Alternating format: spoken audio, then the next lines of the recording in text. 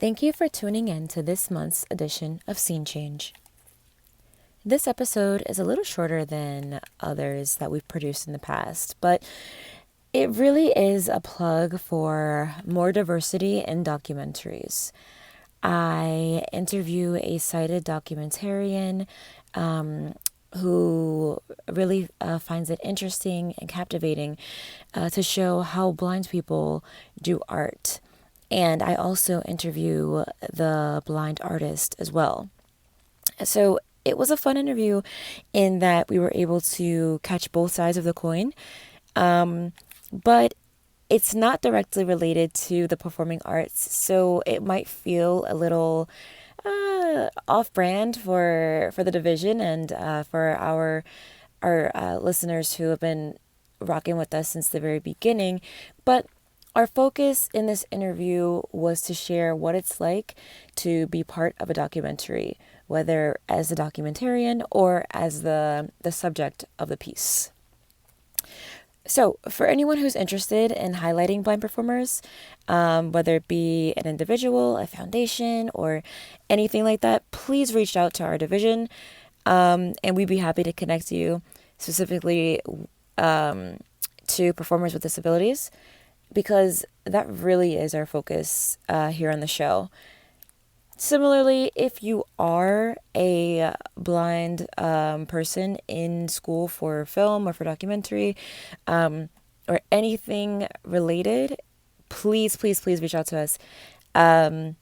Just through the usual channels, whether it be social media, we're on Facebook, Twitter, email, it's nfbpad@gmail.com.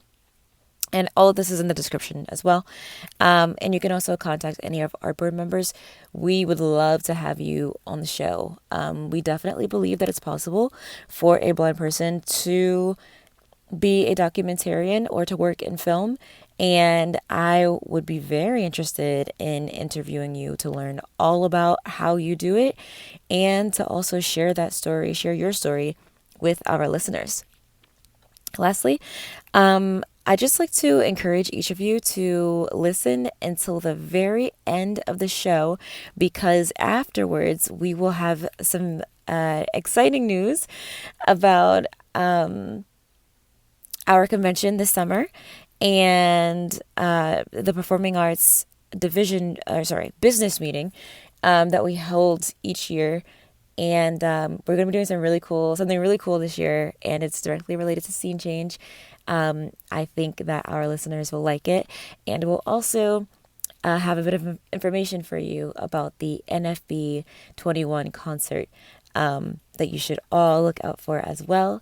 So enjoy the show. As always, let us know what you think. We are always reading your comments and adjusting the show accordingly. So enjoy, and I'll catch you next time.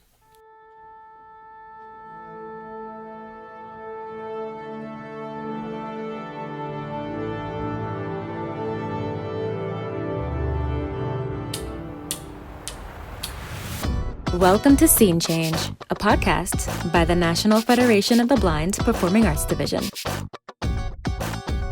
All about equality, opportunity, accessibility, and the arts. Here, you'll learn adaptive techniques from performers in the know. We are changing what it means to be blind, one stage at a time. Thank you for joining us today.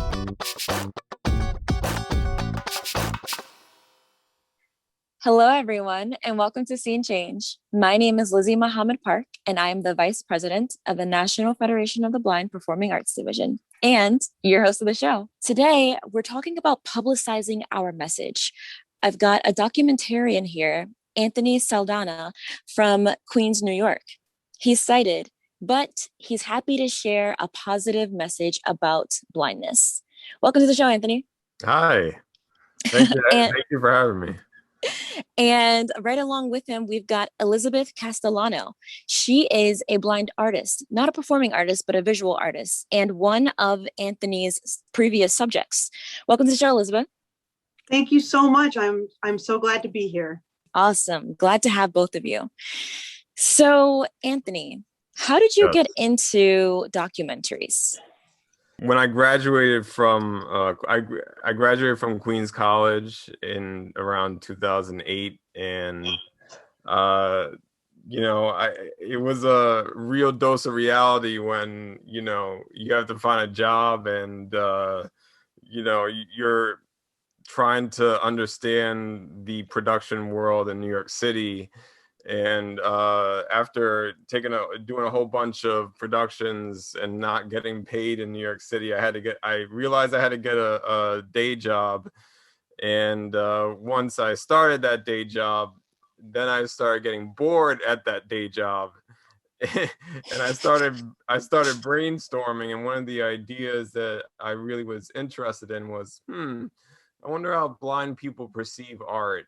And and through asking myself that question, I found the National Federation of the Blind, and really started on this journey of being a documentarian.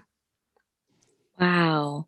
So I just want to take one step back. So Sure. you studied film at Queens College, I'm Yes. assuming, or Yes. and then it was time to, pay off the student loans, right? Right. And Right.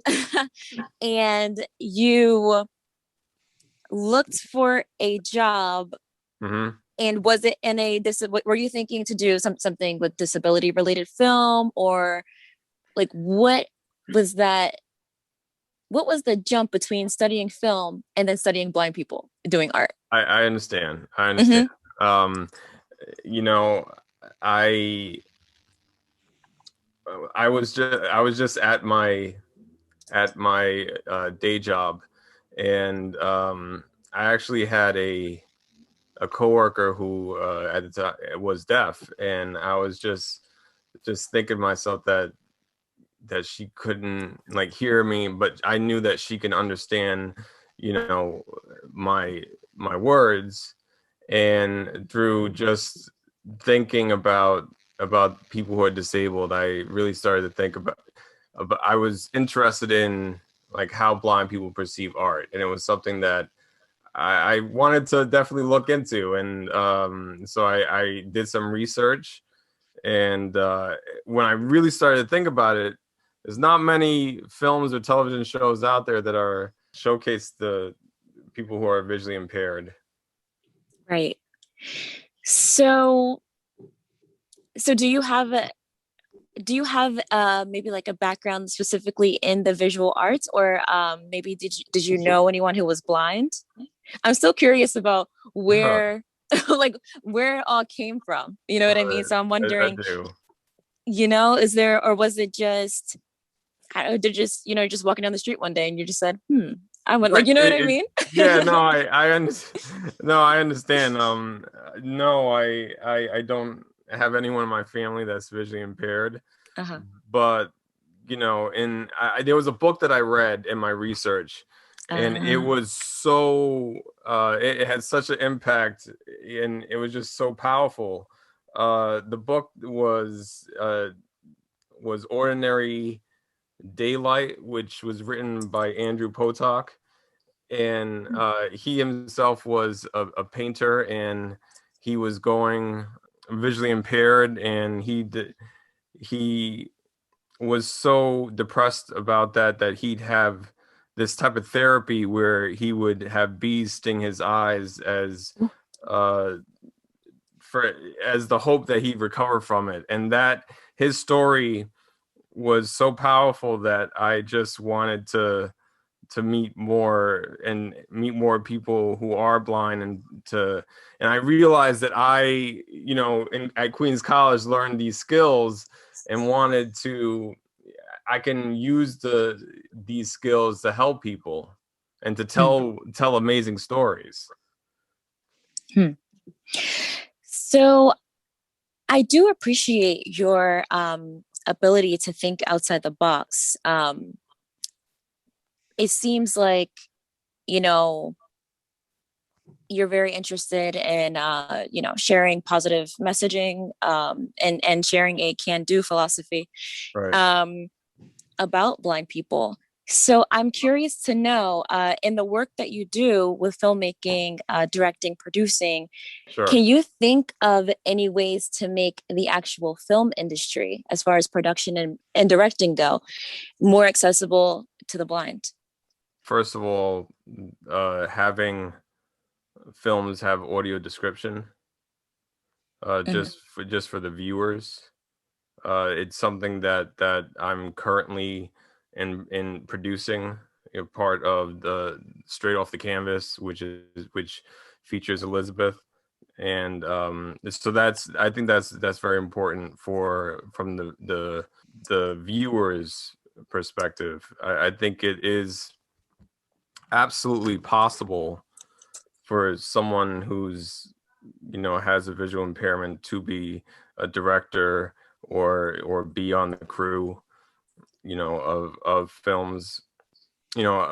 I actually did a paper in grad school about visually impaired actors, and it's definitely possible. Yeah. Yeah. So it really is. And that's something that we here in the Performing Arts Division really strive for, is authentic representation in the Yes, media, yes, and that's where I feel like this episode really, that's the category that I feel like this episode really falls into.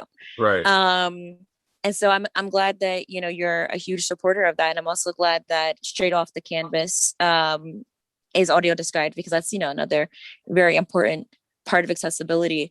But yeah, Right. definitely share with us if you think of anything later too, of any ways to make directing and producing more accessible, because I think that's another interesting piece of it, is to have to have people, whether they be sighted, blind, or anything in between, um, know that it's possible, and then Of also course, of creating course. opportunities for blind people to enter that space. So Right, right. I'm glad that you're an ally in that way. Hmm. So another thing that I really appreciated about, what I saw in my research about you was your love for inclusive topics, and I can tell that that's something that you're really passionate about. Yes. So could you tell us a bit more about your documentaries that highlight blind people?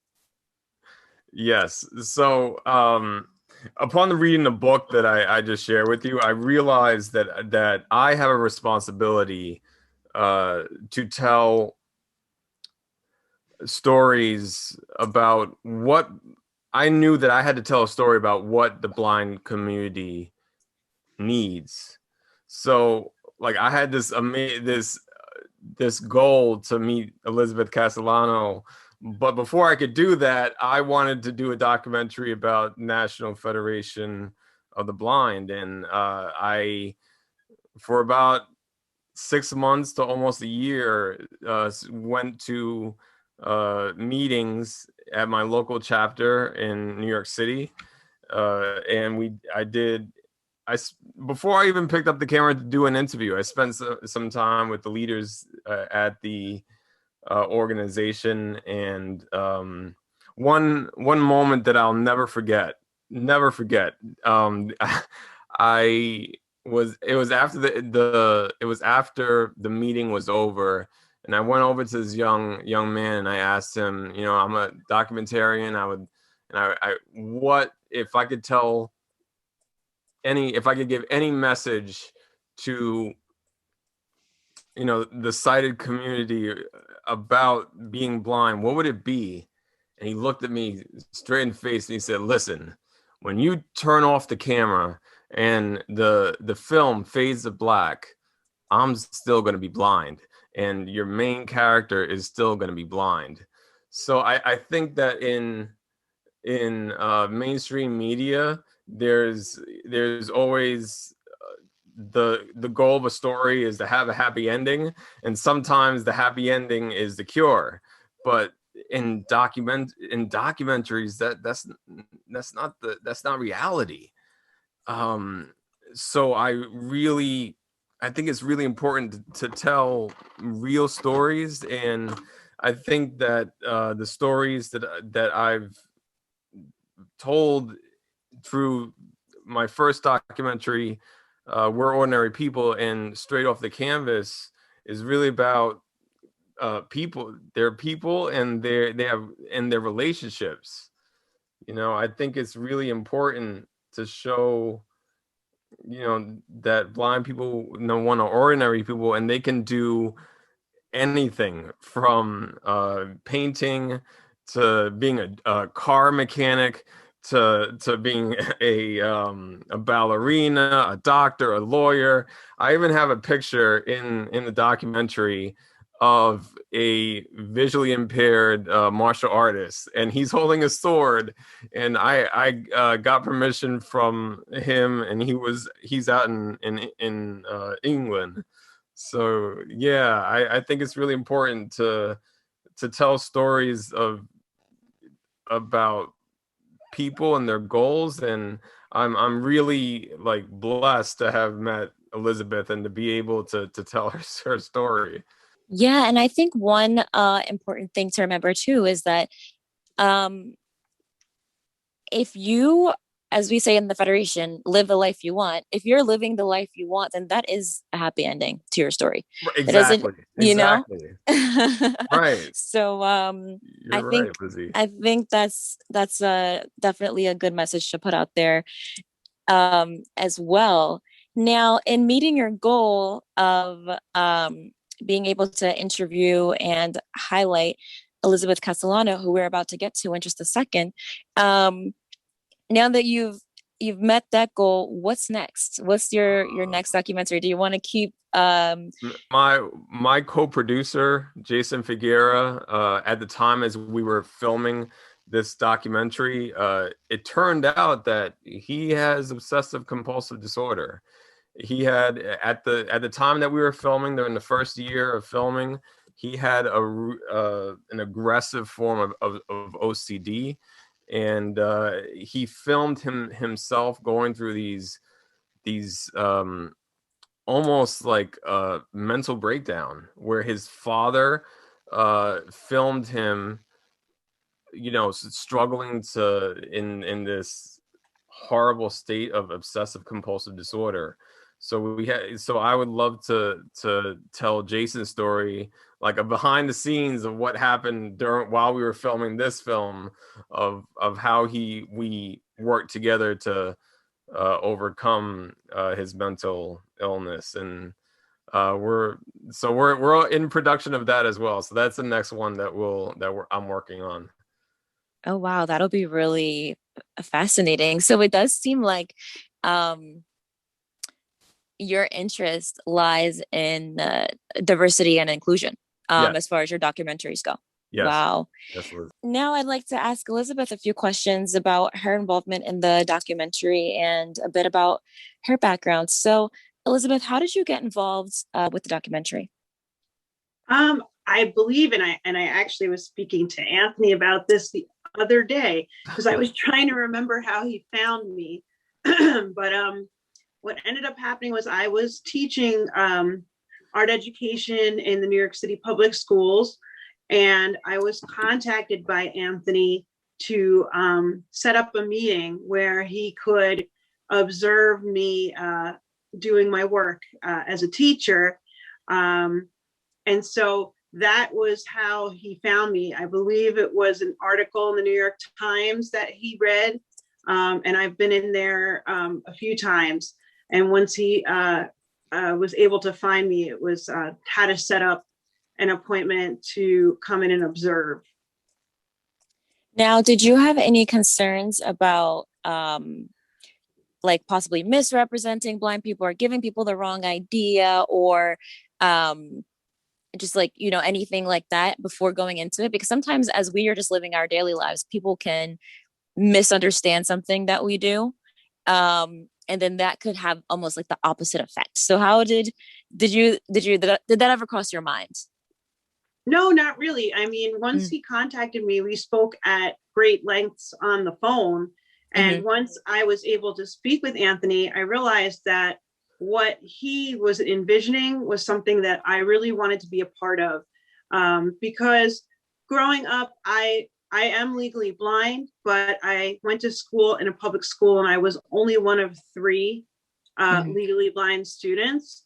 And so my whole life has kind of been this trying to promote awareness to people about what it is like to be legally blind, what that means, what I can do, kind of trying to advocate for myself. So when I heard what he wanted to do in his documentary, I was really excited because it kind of aligned with a lot of the work I've been doing since I was a young adult. Yeah, I saw that in your art. On your website, you mention a lot about different. Well, you don't. It's not specific, but you do mention that your art is affected by your identities, and that it's about. I don't want to misquote it. Something about morality comes into play there, and social justice and awareness and different things like that. So that definitely makes sense. And I thought it was really fascinating that you actually on your website didn't mention anything about being a blind artist. Was that a conscious choice? No. I'm thinking about that now. I guess I didn't. No, it wasn't a conscious choice. And I think, again, that has a lot to do with just my upbringing of being one of the few legally blind people in the school district, then moving on to college where I was the only one, and then entering a workforce that there were very few. I think, to my knowledge, only one other gentleman in the public school system that I knew of in New York City who was also legally blind. So I always kind of I think my attitude was not to really think about it as much or talk about it so much, because I really strove for inclusion and I didn't want to stand out in any way. Yeah. Yeah. No, I thought it's so funny. When I read it, I said, oh, it's because she wants to be looked at as an artist first and a blind, like anything else, like a secondary. That's what I thought. That's what I thought you were going to say. Well, I mean, that's like possibly like a subconscious thing. I mean, I never even really thought about it. And I don't go on my website all that often unless I've updated it. No, that makes perfect sense. So is the documentary out yet? It is. It is. So how's the feedback been? It's been going good. I'm trying to get it on a more of a national level. Right now it's played mostly in New York. But I'm trying to get it on different film festivals. It's funny. I played it for my mother, once it was finished, and she started crying. And I said, "Mom, why are you crying?" And she said, "Because when Elizabeth passes away, this is gonna her children will have wonderful memories based on this documentary." And oh wow! No, I'm gonna cry, Anthony. I never even thought of that. Yeah, I mean, these things definitely do, live on, obviously much longer than we ever can, but also it reaches more people than we could ever talk to in one lifetime. So I'm really excited to see to see the documentary and to see how everything and turns out and plays out in the film. So Anthony, how did you find Elizabeth? Was it through the NFB? Was it through the school district? It was actually through, she was right. It was through me just trying to typing in. I found a New York Times article that was written about her, and that led to me finding her website. And it was really funny. Like one of our first conversations, when I explained to her that I would love to do a documentary about you, she was like, "Yes, come in next week. Let's do this." That's true. I mean, I always love people coming in to visit, to see the teaching and stuff. So when he's like, "I want to come in," I'm like, Oh yeah, come on in. But like we both had struggles, especially during that first year. I had a traumatic back injury, and I had to tell her, I unfortunately, had to postpone production. And like I said, my buddy, who was my helper, had obsessive compulsive disorder. So Mm-hmm. we basically had a lot of personal issues over the last 10 years, but Elizabeth has been so gracious, and to film her painting was therapeutic for her and myself. So you said in that first year, so how long did you all film together? The filming itself took No, no, no, around. like you following her around and all that. Okay, yeah, I would say maybe like four years, and then I'd come Wow. back. I Every now and then I'd come back, like when we filmed extra stuff for the pandemic. But overall editing, yeah, I met her in 2011. So Yeah, look at that. Wow. so this has been we've been working on this for 10 years to finally meet you guys and tell you about what we've been working on. That's so cool. So Elizabeth, what's it like to be the subject of a documentary? Can you like describe it for us? It's amazing. I mean, it's been such a process, like Anthony will come up with some ideas, and he came out, he came to one of my exhibits, he came to film me working. He came out again to meet my kids, and they're in part of the documentary. So, and every time I come out, I'm at a different point in my life. So to see it all come together, to see it all evolve, I'm kind of evolving with the documentary, Hmm. which is it's so interesting to see it all come together. And it's amazing that he found me and he chose me. I'm really honored to be a part of such a project. It's just like monumental to me. I mean, it seems like I heard in the background, it sounds like you had a young child. And I would assume that, at one point, maybe you were like, maybe you only had like a certain number of kids. And then like later on, you probably even got to tape, like throughout your pregnancy or like having a baby as an artist, as a blind artist. You know what I mean? Like it seems like another intersection that would Right. come into play is also motherhood or family life. I'm not sure if you guys were able to get any of that in the film, but I'm sure that it came through somehow. Is Well, that?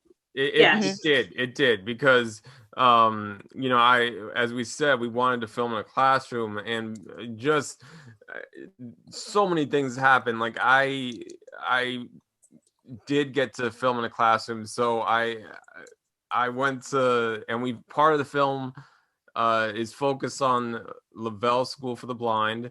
But anyway, getting back to your question, I'm sorry. I do that a lot. I apologize. I go on these branches. I'm coming back. Unfortunately, I wasn't able to film her in the classroom, but we filmed her teaching her own kids and working with her own children painting. Wow, Yeah. that's so cool.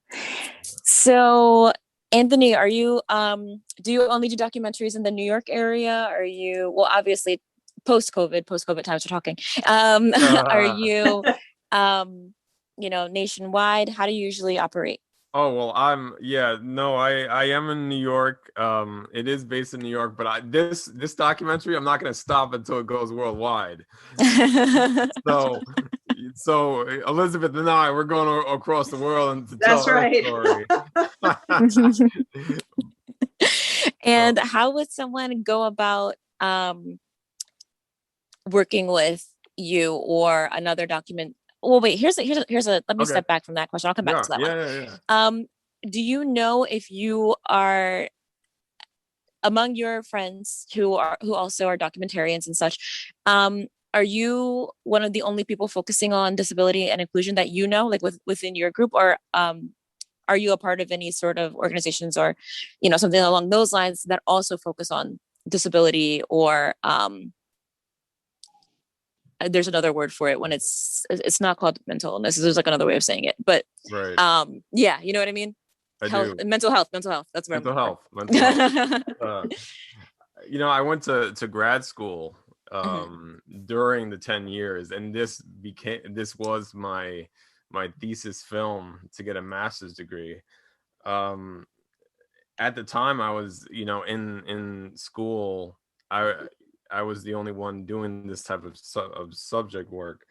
But you know, I try to stay watching documentaries to stay inspired. Mhm. Um, but I wish I could tell you a more like concise answer of like, well, I'm a part of this group, but really I'm I try to stay watching documentaries. Like I said before, you know, I was in a group of students who were getting the master's degree, and this, you know, I got to work with several professionals and getting feedback on the film, but I was at the time I was the only one doing this type of work in the program. Right. Wow. So how would someone who might be interested in working with you and want to see if you're interested in working with them, how would they go about doing that? Okay. I so we do have a Twitter account and a Facebook account. You can find me at Straight Canvas. That's my Twitter, and then facebook.com/Straight Canvas. Mhm. And you can Awesome. also reach us at straightoffcanvas@gmail.com.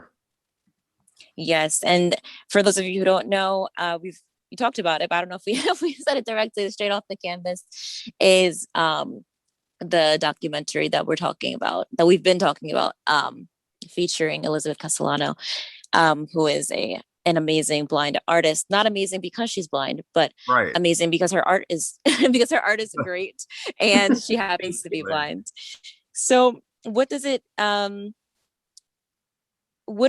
take to participate in a film? As far as, you know, would the film subject need to, I don't know, contribute anything beyond their time, or what is that piece of it like, the more logistical side of things? Um, it's not you know, firstly Hmm. the subject of the film, not only their time, but you know, to understand where I'm coming from, and I usually tell Elizabeth and the other subjects, you know, I want to tell your story. And you know, at the time, you know, I also wanted to go into museums, to focus on accessibility in museums. So Ah. that that was a very difficult process, because every single museum in New York City has their own rules about filming in the museum. So it was really important to me to to at least meet these individuals, so that they can you know, put in a good word, so that hopefully we can film where we want to film. So one of the other subjects of the film, her name is Elizabeth Axel, and she is an executive for Art Beyond Sight. And Art Hmm. Beyond Sight was created to help make museums in this country and across the world more accessible to people who are blind. And it was really funny because one of the other subjects in our film, I really wanted to have an art therapist to talk about how art can be a therapy for blind children. And she was working at a school, and the school had agreed to let us film there until a week later, when they canceled it. And you know, I understand. So you know, you have to have the perseverance and creativity to try to find different ways to tell a story visually. And by meeting Elizabeth Axel, she said, "Oh, we've been filming in museums for years. Here's all of our footage," and like she gave us literally like 10 minutes worth of footage. And I was scrolling through the footage, and I swear, Lizzy, one of the shots was in the same studio that they wouldn't that I was trying to film in. And it was just, it was great. And so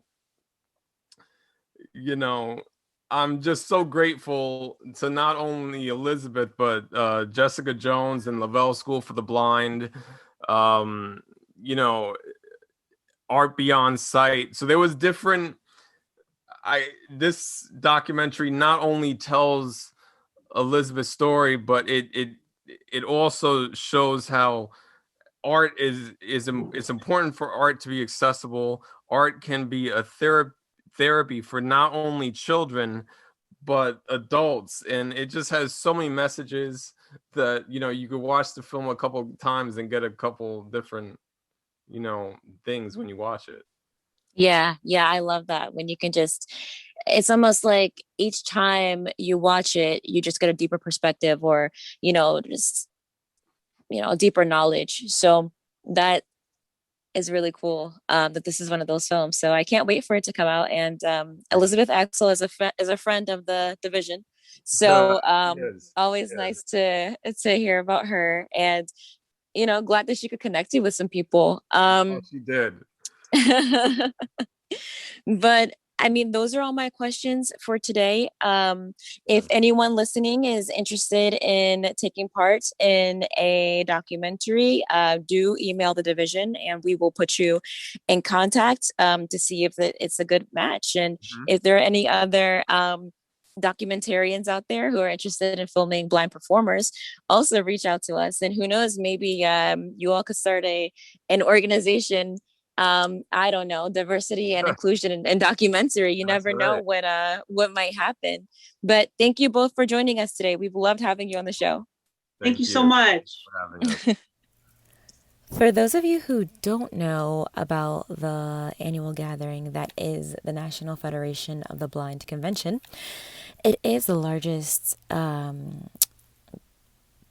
group of blind people who come together each July to discuss and plan for a number of things. It could be employment or parenting, legislative action that needs to take place in the upcoming year.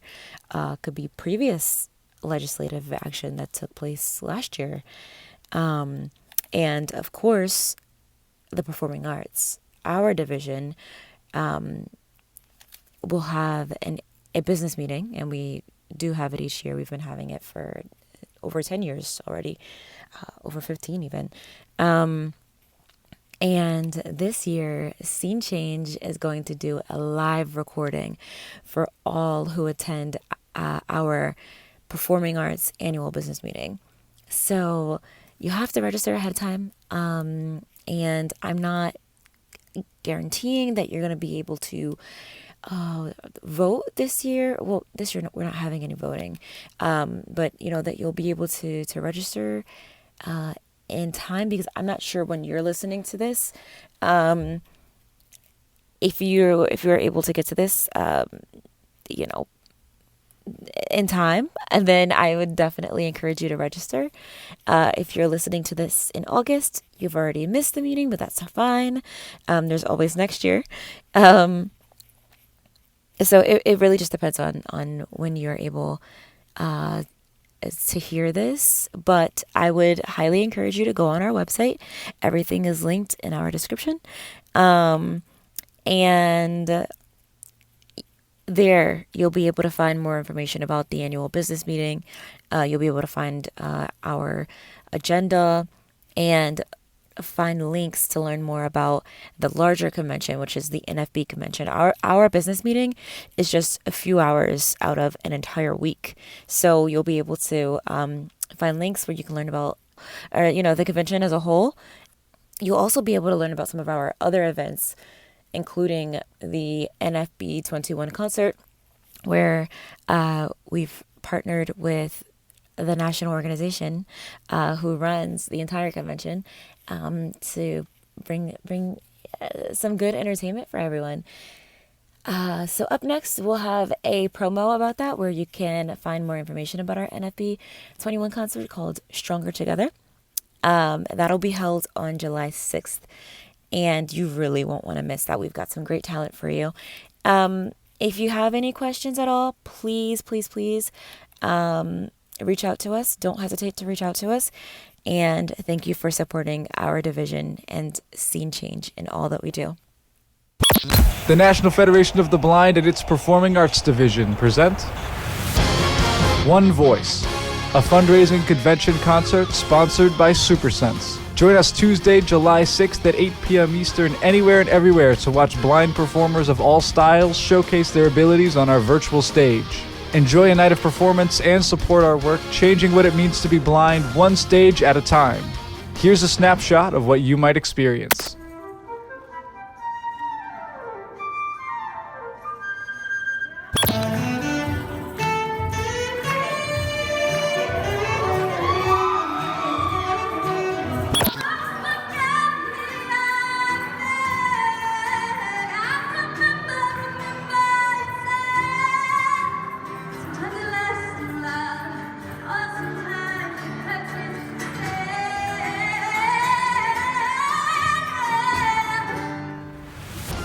It will be an event you won't want to miss, so gather your whole family. To get tickets, visit www.nfb.org/concert.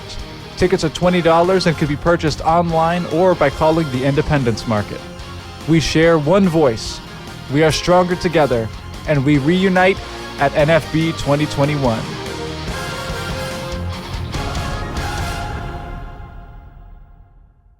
I'm Caitlin McIntyre, President of the National Federation of the Blind Performing Arts Division. Thank you so much for listening to this episode of Scene Change. If you like what you heard, be sure to subscribe wherever you get your podcasts and visit our website at nfb-pad.org. There you'll find links to our social media, membership, and resources for blind performers. Thanks to everyone who makes this show happen. Scene Change is produced by Shane Lowe, Chris Nussbaum, Seyoon Choi, and Precious Perez, with music by Ryan Strunk and Tom Page. Remember, you can be the performer you want. Blindness is not what holds you back. We'll see you next time.